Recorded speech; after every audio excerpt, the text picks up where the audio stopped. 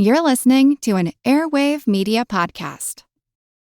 Today, on the 37th edition of the Useless Information Retrocast, you'll hear a number of fascinating, totally true stories, and those include the time that a Pennsylvania fire department just stood by and watched a man's home burn to the ground.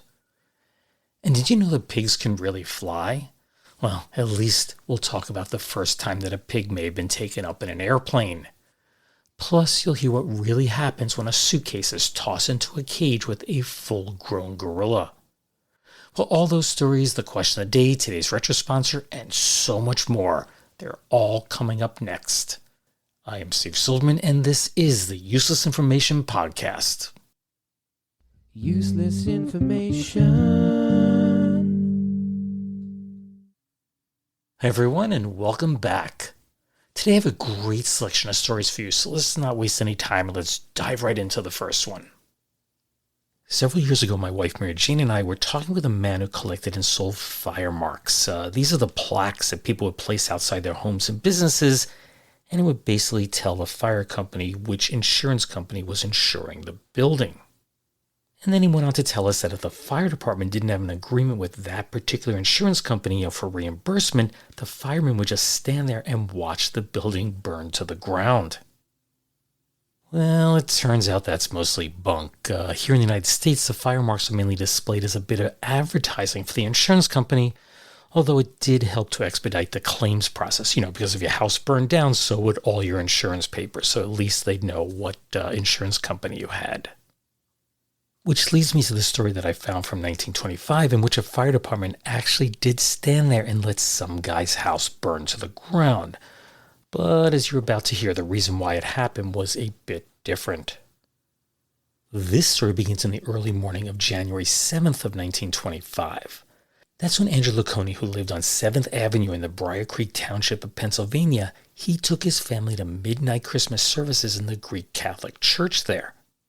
And the services were quite lengthy, so they planned on being there for several hours.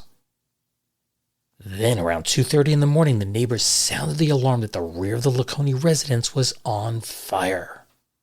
Almost immediately, 2 local fire companies rushed to the scene, and they laid out their hoses, but quickly encountered 2 problems. And both of these problems related to the fact that the Lacconi home was located just 2 blocks beyond the northern border of the nearby borough of Berwick. The first problem was that there were no fire hydrants outside of Berwick, so firefighters had no choice but to run their hoses a couple of blocks to reach the nearest hydrant. On top of that, the borough required that whenever their equipment was used beyond its borders, there needed to be some sort of guarantee they'd be reimbursed for any expense that was incurred. And this is because the Briar Creek Township supervisors had previously refused to pay Berwick for fire protection, so they had no choice but to place that responsibility onto the property owners. So when the firemen went and asked Andrew Lacconi if he'd be willing to pay, his response was a simple, "Let it burn." And that's exactly what they did. The firemen just stood there and watched Lacconi's home, which had his business up front. They just watched it go up in flames. But so intense was the fire that it threatened to burn down a neighbor's house, but they couldn't get in touch with that neighbor either. So just as it began to smolder, a bucket brigade was formed and they poured water onto the structure. Now that house was saved, but the Lacconi building, it was burned down to its foundation. Well, Lacconi's safe and cash register had been saved. His estimated loss was around $4,000, about $75,000 today, although he did have $2,000 worth of insurance on the building, plus a small amount on his inventory. Now, there wasn't any kind of follow-up on the story, but one does have to wonder if the insurance company fought him on the claim. I mean, think about it. If the building had been saved, then clearly they would have had to pay out far less money. I'm often asked where I find these obscure stories that I tell, and to be honest, I really have never had a good answer. Typically, I'll just say something short like, I like to read, but it's really not that simple. It's not even that close. But the reality is, of course, that I do love to read. Actually, I prefer to read and then learn something from that. I like learning new things. So it's difficult for me to imagine what it must be like to have never learned to read and write. And on top of that, if you haven't learned to read and write, imagine trying to learn at an older age. It just sounds very difficult. And that's what drew me to the story of a Cleveland woman named Carrie Kirk, whose story was published in the June 6, 1938 edition of the Coshocton, Ohio Tribune. And Carrie, who most people call Mother, was one of those people who never learned to read and write. And in her case, there's a really good reason for this, and that was she was born in North Carolina and was a slave who worked in the fields down there. And as a result, she never went to school and, of course, never learned the skills of reading and writing. Now a retiree, Mother Kirk kept herself busy by taking classes that were offered by the WPA, that's the Works Progress Administration, which, just to refresh your memory, is a federal agency set up during the Great Depression to put millions of people to work. Anyway, she wasn't taking anything significant. She was taking classes in like weaving shopping bags and making paper flowers and so on. But when those courses ended, she decided to sign up for reading and writing classes. At the time of this article, she was observed slowly writing her name on a piece of paper. This was supposedly the first time she had ever done so. But when she got back home later that day, she told the reporter, I just can't get reading and writing through my head. But her teacher disagreed. She claimed that Mother was doing better than most of her students who ranged in age from 22 to 70 with one exception. That was Mother Kirk. She was 101 years old, and for her age, she was in really good health. I have a little rheumatism now and then, but that's about all that ails me. The reporter described her this way, quote, She is slightly plump, almost wrinkleless, and can see and hear excellently. She likes to keep busy and does her own housework and cooking, unquote. When questioned about her secret for a long life, she replied, Just trust in the Lord, that's all. Well, I guess one is never too old to learn a new skill. You may be wondering as to how much longer she lived, but to be honest, I couldn't find that answer. I didn't spend a lot of time searching, but I couldn't find an answer to that. She is listed as being 103 years old in the 1940 census, but I couldn't find any record of her death or burial. As I've mentioned many times over the years, I was a high school science teacher for 30 years. I know some people think I was a history teacher or an English teacher, but no, I was a science teacher. And when I was packing up my classroom to retire, I was faced with the task of deciding what to keep and what to get rid of. And, people joke, hey, should I take the stapler or the pencils or a particular book? But I had a bit of a more unusual task before me.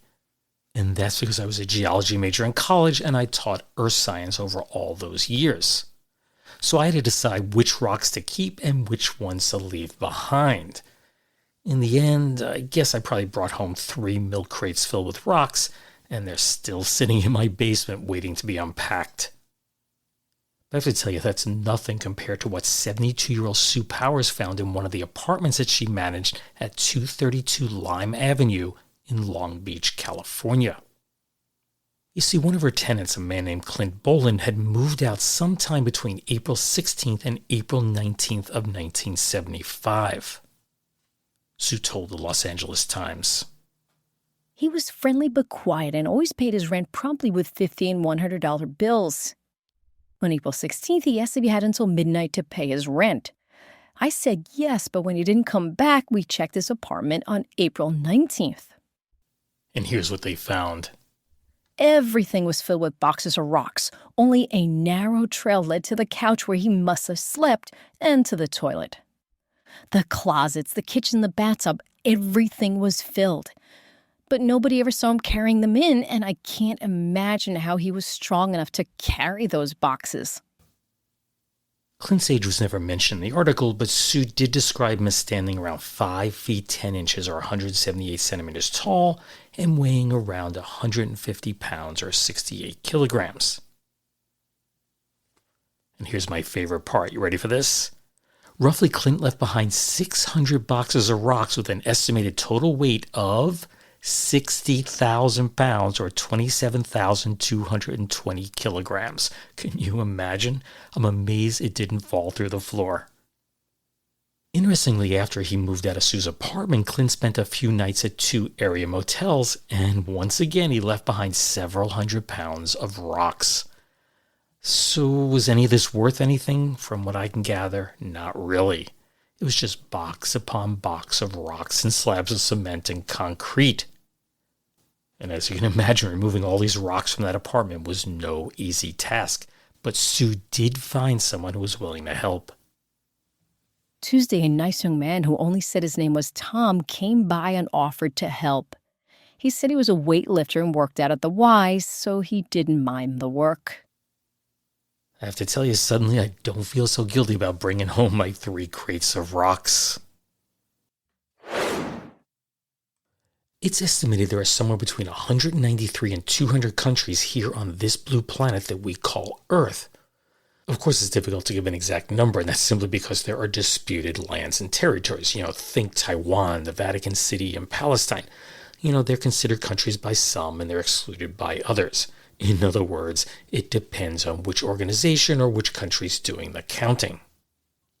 But the exact number of countries, it really doesn't matter to answer the simple question that I have for you today.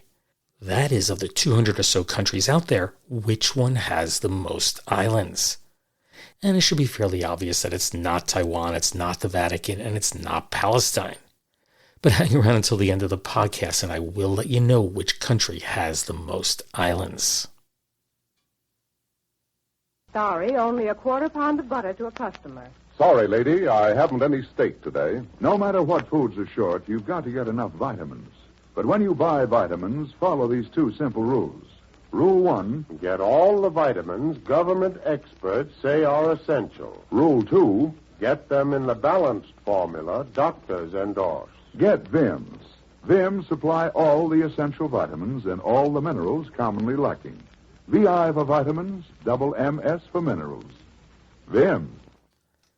That commercial for Vim's Vitamins comes from the March 16, 1943 broadcast of the George Burns and Gracie Allen Show, which, as I've mentioned before on this podcast, happens to be among my favorite of all the old-time radio programs.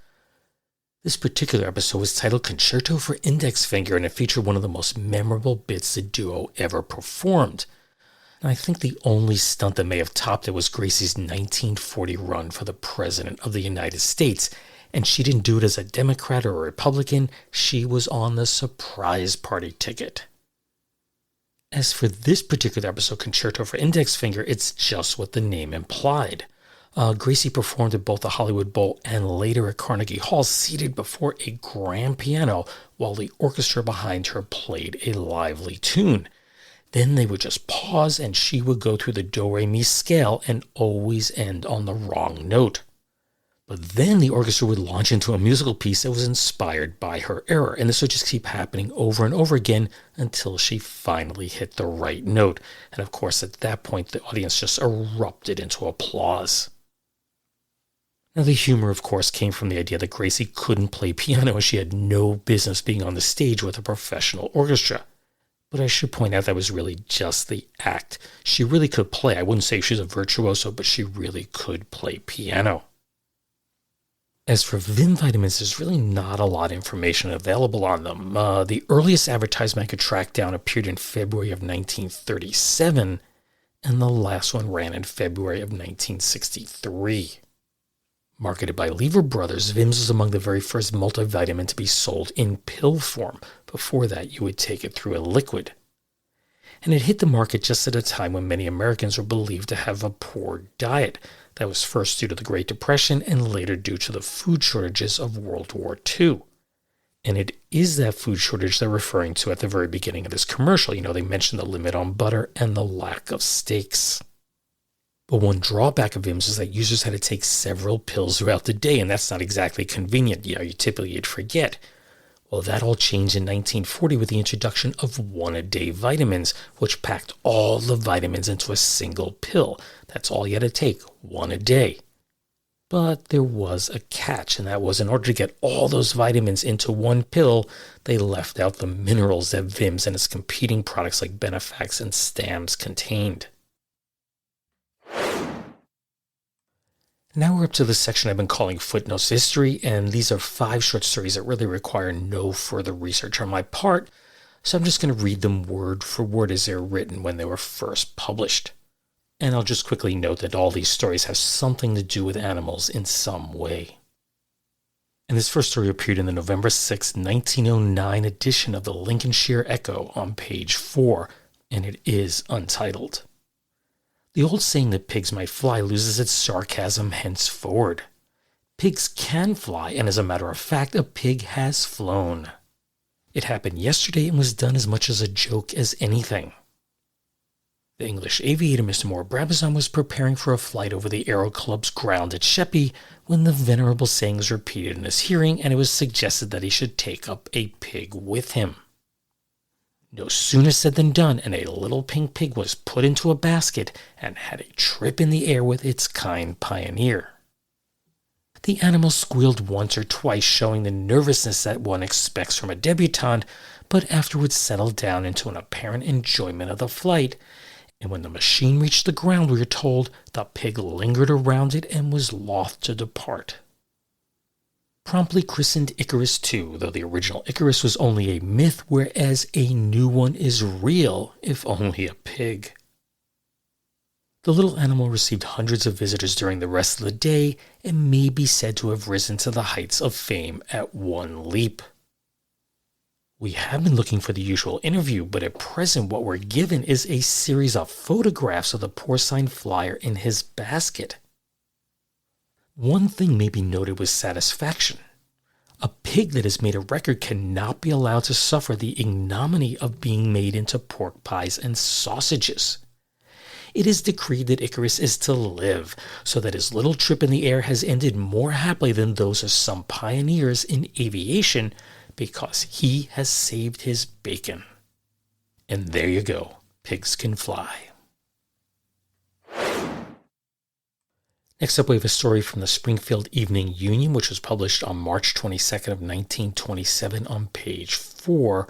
That's Springfield as in Springfield, Massachusetts. And the main headline on this one is "To Save from Asphyxiation by Use of Pulmotor." And a pulmotor is an early ventilator, to provide patients with pressurized oxygen. And the subheadline is "Chicopee Man Smells Gas and Sounds Alarm. Stanley and Antoinette Sedan Overcome." The late arrival of a neighboring tenant coupled with the prompt action of the police probably saved the lives of Stanley and Antoinette Sedan of 36 Spruce Street last night. They were found unconscious by John Druzal, who lives in a tenement across the hall, when he was investigating a strong odor of illuminating gas that pervaded the hall. The couple were revived after an hour by Dr. Kenneth S. Fletcher and Patrolman McCarthy McDermott and police chauffeur Sullivan. They resorted to the pulmotor in the emergency. A son John told police that a pet dog, which has the habit of hopping on a table and on the gas stove in the kitchen in search of food, may have loosened a gas jet. Druzal returned shortly after midnight and aroused his wife. Together they forced their way into the Sedan tenement. They found both unconscious, and when they couldn't arouse them, Druzal ran into the street where he met Patrolman McCarthy. A call for a doctor and the pulmotor was sent in, and meanwhile they returned to open windows and apply artificial resuscitation. When Patrolman McDermott and chauffeur Sullivan arrived, they immediately set the pulmotor in action until Dr. Fletcher appeared and directed the efforts to revive the couple. Beyond feeling nauseated from the effects of the gas they inhaled, neither of the couple suffered serious illness this morning. Now, an abbreviated version of the story did make the national news wires, and basically the stories were just printed to point out that the dog did it. For our third story, we have one from the Hartford Courant. This was published on May 1st, 1934, on page 24. Now, before I read this story, I should just note that there used to be a thing called flea circuses, and these were popular sideshow attractions, I'd say from the 16th century through the Victorian era, maybe into the 1930s and 1940s. And it was all based on the idea that fleas have very, very strong legs. So they could attach little wires around their bodies and they could pull miniature carts and the like. And then they'd set up a very, very tiny little building to make it look like a circus tent. Kind of crazy. There is a video on YouTube, and I'll put a link to that in the show notes. You really should check it out to see what a flea circus was like. Anyway, here's the story. Fleas are housed on live dog during trip to Denmark, Boston, April 30th, Associated Press. 476 trained fleas will sail from Boston aboard the liner City of Flint tomorrow, their cab in the soft coat of a live dog. The strange shipment ensconced in natural habitat is destined for the Circus Schumann of Copenhagen, Denmark, where a collection of fleas was lost recently. A terrier housed in a specially built crate has the dubious distinction of serving as host to his arch enemies. John Benson of the Benson Animal Farm in Nashua, New Hampshire, the shipper, has a special preparation which has to be put on the dog's skin in the hope the fleas will feed on it and save the terrier some sleepless nights. Let's just hope that special preparation really worked or that dog was not happy. Our fourth story is from December 6th of 1955. This is from the Akron Beacon Journal and appeared on the front page. The headline is, Barberton Bird Choosy 2. Hunt crow because he's stealing mail. And that's because, B-E-C-A-W-S. Hunt crow because he's stealing mail. Barberton, Ohio. Calling all cars, be on the lookout for a thief stealing from the U.S. mails in the Charles Street area. Thief is coal black, 6 inches tall, name unknown. That's the word going out to all officers of the Barberton Police Department. The thief is a crow, post office officials say. The crow swoops down after the postman leaves mail in the boxes on Charles Street, opens the boxes, grabs letters in its beak, and flies away. Barberton police suspect the crow's been trained to steal mail. It never bothers second-class mail, only first-class letters which might have checks inside. This last story is in reference to a famous commercial that ran on American TV in the 1970s and 80s. Maybe you remember it. It was of a hard-body suitcase being thrown into a cage with a gorilla. Of course, the gorilla then picks up the suitcase, starts jumping on it, throwing it around. And the whole purpose of that was to demonstrate just how rugged the suitcase was. The only problem with this commercial is that most people thought it was for Samsonite luggage, but it was really created for the competing American Tourister brand. Anyway, you just need to keep that in mind as I tell this next story, which appeared on January 15th, 1981 on the front page of the Atlanta Journal. And the headline reads, Willie B takes apart ads claims for luggage. Willie B, the Atlanta Zoo's TV-watching gorilla, got his chance to do a mock TV commercial and tore the product to pieces. As part of a consumer report on Luggage Wednesday, WAGA-TV gave the 450-pound gorilla a piece of America Tourister luggage. That's the brand advertised in a TV commercial showing it a bashing but not breaking a suitcase. Willie B, who may have seen the commercial on the television set installed just outside his cage, threw the case around, slid it across the floor of his cage, and beat on it. He ripped the leather-like cover off the hard-sided bag, tore it open, and ripped the two halves apart at the hinges. Then he took one of the halves over to his water fountain, held it under the spigot, and drank from the water-filled piece of luggage. Officials of American Tourister could not be reached for comment. I wonder why. So earlier in the podcast, I asked you which country had the most islands. Do you think you know the answer? Well, here are the top 5, starting with number 5, and that is Canada with 52,455 islands. Next up, we have Japan with 120,729. In third place is Finland with 178,947. The runner-up in second place is Norway with 239,057 islands. And finally, in first place with the most islands of any country in the world is Sweden. They have 267,570 islands. Wow, that's a lot of islands. And that leaves me wondering, who counted all these islands? It sounds quite tedious, doesn't it? And with that, I'll bring another episode to a close. Just a reminder that the Useless Information Podcast is available on nearly all of the various podcast platforms out there. Honestly, I don't know of any that it's not. So be sure to hit that follow button if you've never done so before.